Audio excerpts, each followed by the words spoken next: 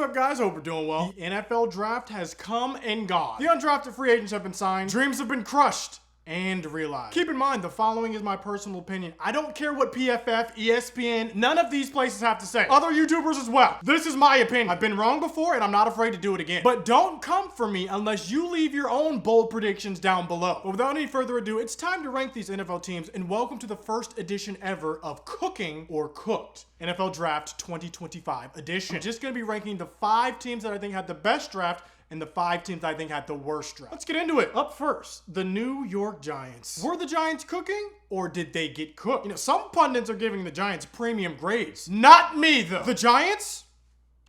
Cooked. Everything started off well with the Abdul Carter pick. I like that pick. Somehow though, the Giants will mess us up during his career. He's probably only gonna be there for 5 years and then peace out. But after that pick, things descended rapidly into elite foolishness. The Giants traded their 34th overall pick, their 3rd round pick, and a 2026 3rd round pick to move up in the draft to select Jackson Dart. I'm an SEC guy. Go Gators. I saw this man play in college. He was not good. I watched him suck and cry against the Florida Gators. Jackson Dart was surrounded by talent, and he could have been a 5-5 Florida Gators team. They lost to 3 unranked teams. Yeah, it's easy to have highlights when you're going against scrubs. He's not gonna have elite weapons in the NFL. He's gonna have Malik Neighbors and a prayer. I think Jackson Dart is a prototypical system quarterback. If this doesn't work out, this will be the end of the Joe Shane era. Honestly, they should have just waited for Arch Manning to come out. Another reason the Giants are cooked though is because they selected Cam Scatabo in the 4th round. Scatabo, I don't even know. Whatever his name. They selected this man in the 4th round. There's a reason why he fell this late. Can you name any running back that is a slow, bruising running back that has worked out in the NFL? They don't translate to the NFL. Name one. Derrick Henry? Oh, Derrick Henry is 6'3", 247. He ran a 4.55 40. Brandon Jacobs. Oh, you mean the 6'4", 264-pound Brandon Jacobs? Oh, he ran a 4.56. Keep these numbers in your mind. Cam Scatabo is 5'11", 216 pounds. He ran a 4.65 40. He's not running over anyone in the NFL. He's certainly not outrunning anyone in the NFL. And Saquon, for comparison, he's 6 feet tall. He ran a 4.4. Let's say we compare him to a Mike Allstott, one of the best bruising running backs of all time. He was 6'1", 248 pounds. And he ran almost the same 40 time as Cam. He ran a 4.68. Maybe Cam will shock the world and I'll have to eat my words. Maybe I won't though. Great first name though. The Jacksonville Jaguars. And the Jags were cooking. The Jags have the youngest GM in the league. He's only 34 years old and he looks 20. But this man was not afraid to make big swings. He gave up 2 first rounders, this year's 2nd rounder, just to move up to select Travis Hunter. This is one of the most unique prospects the NFL has ever seen. And based off the press conference, it looks like he's gonna play him both ways. I will be fascinated to see this in real life and in match. If anything, this pick injects vitality into the Jags fan base. No one's gonna remember giving up all these picks if Travis Hunter plays remotely close to how he played at Colorado. On either side of the ball. They get some additional cornerback help in Caleb Ransall, cornerback from Tulane, and they get some protection for Trevor Lawrence as well, Wyatt Milam from West Virginia in the 3rd. But really, this draft is all about Travis Hunter, and I like the aggressive play. I will be actively tuning into Jaguars games just to watch Travis Hunter. Up next, we have the Panthers. And the Panthers cooking. Yeah, they were cooking. This is mainly because they selected a whole bunch of players that I wanted the Cowboys to draft. Beginning with T-Mac, Tataroa McMillan. A lot of people said this was the only bona fide wide receiver 1 in the draft. And I have to tend to agree. This man is a beast. He's 6'4". Remember when the Panthers traded DJ Moore? Here's the replacement. T-Mac. They pick up former Gators player Princely Umanmielen, who's going to be a beast off the edge. And then they pick up former Gator Trevor Etienne, who I still haven't forgiven for transferring to Georgia. Perhaps the best Panthers move, though, wasn't even in the draft. They signed former Pro Bowler and Charlotte native Hunter Renfrow, Bryce Young, or Andy Dalton. No excuses this year. You're gonna have some weapons. Up next, we have the Falcons. And the Falcons cooked. This is more just all from an aesthetics point of view, and I'll get to that. Jalen Walker kind of just fell in their lap. They needed that. Great value. But then they trade a future 1st round pick to go get James Spears Jr.? Trading a future 1st round pick to move up to pick 26 is insane, especially if it doesn't work out. Honestly though, I can't even lie. The Falcons did have a great draft. Here's the problem though. The son of the Falcons defensive coordinator somehow got Shedeur Sanders' phone number and prank called him during the draft. Not only this, his number is associated with calling other players as well, Tyler Warren and some other players among them as well. He's 21 years old. He uploaded this video to the internet and thought it would be funny. What are we doing here? The worst part about all of this is that he will not even be disciplined by the NFL or Atlanta Falcons, the father nor the son. What are we doing here? What is going on? Who thought this would be funny? On a day when people are already on pins and needles, you try and pull a prank like this? Who's laughing? And the worst part is because of of this, no one's talking about Jalen Walker, James Pierce Jr. All the attention now has shifted to this stupid prank. You've removed the attention where it should be on a day when you should be celebrating. For that reason, Falcons are cooked. Up next, we have the Tennessee Titans. And the Titans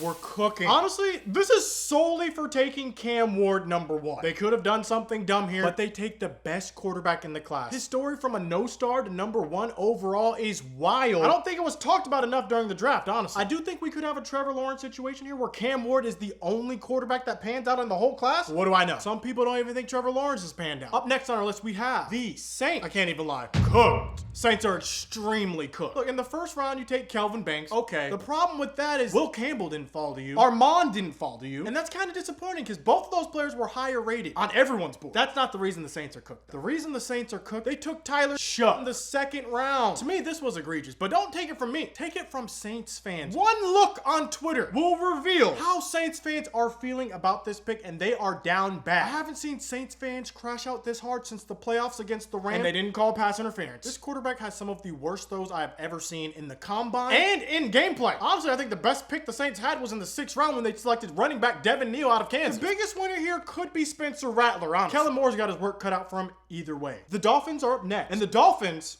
cooked. They're cooked, bro. Yes, they get a beast in Kenneth Grant, defensive tackle. Okay. But to me, the reason the Dolphins are cooked is because they didn't really address any of their primary needs. Heading into the draft, what were the main problems with the Dolphins? They definitely need a backup quarterback for Tua. Zach Wilson, I don't know if he's that guy. Might want to invest in receivers. All these problems with Tyreek Hill. Jalen Ramsey's going. What did the Dolphins do? Barely address any of those. You don't take a receiver in the whole draft? Do you really have that much faith in Jalen Waddle? Or maybe they know something about Tyreek Hill that I don't know. I don't know what's going on. We also know Jalen Ramsey wants out. You wait till the 5th round to take a cornerback? Granted, Jason Marshall Jr. did go to Florida. Go Gators. He could be competing for the starting spot, though. Is that what you really want your rookie cornerback to be doing? I just feel like there were areas of needs that were not addressed. Quinn Ewers is interesting. We'll see how that one plays out. To be fair, the Dolphins didn't have a lot of high draft picks this year, but I don't know. The Patriots were up next, and while I do hate all Boston teams just based off general principle, the Patriots were cooking. Will Campbell, tackle out of LSU. He's a beast. He could be your starting left tackle for the next decade. Pair that with running back Travion Henderson out of Ohio State, who I wanted the Cowboys to draft. You've got talent now to help out Drake May. And if you recall in my previous video, the most down bad NFL teams, I said Drake May, really, you couldn't get a good evaluation on him because of the skill position. They're just not that good. What do the Patriots do? They add Kyle Williams, the speedster out of Washington. He's averaging 17 yards a catch. The Patriots are doing everything in their ability to help Drake May. Just those 3 picks alone, I think, will solidify that offense. And we'll definitely know next season if Drake May is the guy or not. Up next, we have the Cleveland Browns.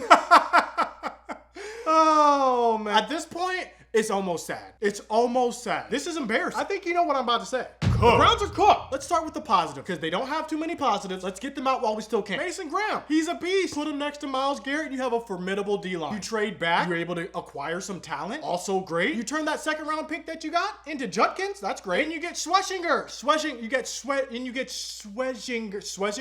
You get the line, you get Carson. That's where all the positives end, though. Because if Travis Hunter has a great career, if Abdul Carter has a great career, there are gonna be some Browns fans looking at management sideways, even more sideways than they already are. The real problem lies in the fact that you decided to select Dillon Gabriel in the 3rd round, which to me was a little bit high. And then you turn around and take Shedeur Sanders in the 5th round. And if you could have seen the war room, when they made this selection, it was clear. They did not want to take Shedeur Sanders. This looked like a forced pick from management. You could see it was like slow golf claps and half smiles. It was a bad look. Now you have a quarterback room with 5 quarterbacks. 5. Let me know right now. Leave a comment. Who do you think will be the day 1 starter in Cleveland? Will it be Deshaun Allegations Watson, Joe Flacco, Kenny Pickett, Dillon Gabriel, or Shedeur Sanders? How many quarterbacks do you even keep going into the season? A comedy of errors that I can't stop watching. And I can't wait to see how it plays out. This brings us to our last team, America's team. And you know, in past videos, I have been a little bit biased, but it is my duty to remain unbiased, truthful, and accurate. And for those reasons, cooking. The Cowboys were cooking, baby.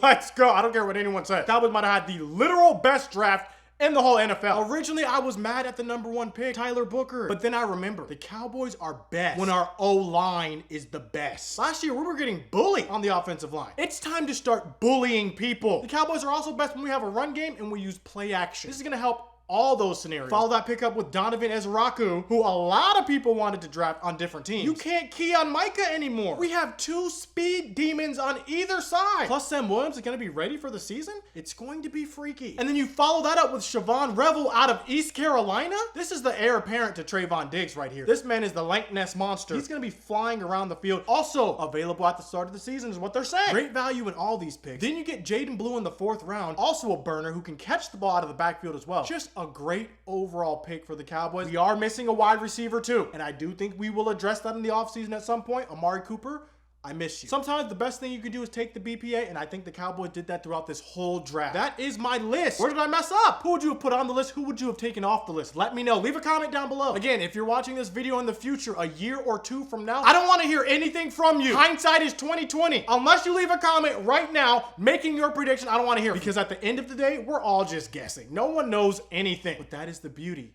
in the NFL draft. Mistakes and corrections. In my last video, the most down by NFL teams, I said that Kyle Juszczyk was off the 49ers. He was off, then he got re-signed. Unfortunately. I also said the Carolina Panthers traded DJ Reed. That would be DJ Moore. Definitely check that video out if you haven't seen it yet. And be on the lookout for an NFC East reunion episode. As always, like this video and subscribe. Drink water and be kind. No! Jugamos, Juegos. Throw me the ass. Magruder. The heck? Agruder. Not about that life. I'm a grown man. I'm a grown man. Roll me the alley. I'm a grown man. Roll me the alley. I'm a grown man.